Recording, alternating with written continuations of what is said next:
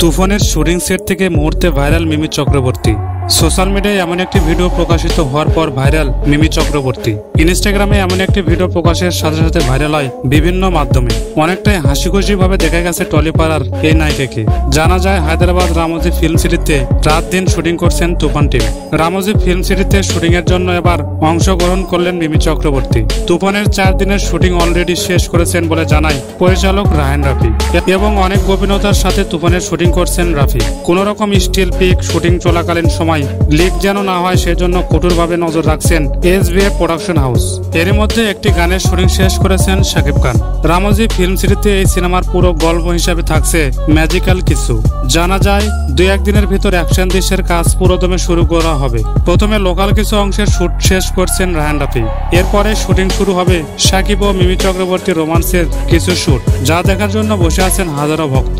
জানা যায় তুফান সিনেমায় 3টি গল্প অভিনয় করছেন শাকিব খান। বাকি সব চর্চা থাকছে এপার বাংলা এবং ওপার বাংলার এক ঝাঁক তারকা। সুপারস্টার শাকিব খানকে গ্যাংস্টার লুকে দেখতে কেমন লাগে তা দেখার জন্য মুখিয়ে আছেন সিনেমা প্রেমীরা। সো বন্ধুরা, তুফান সিনেমা কেমন হবে জানিয়ে দিন আপনার মূল্যবান মতামত।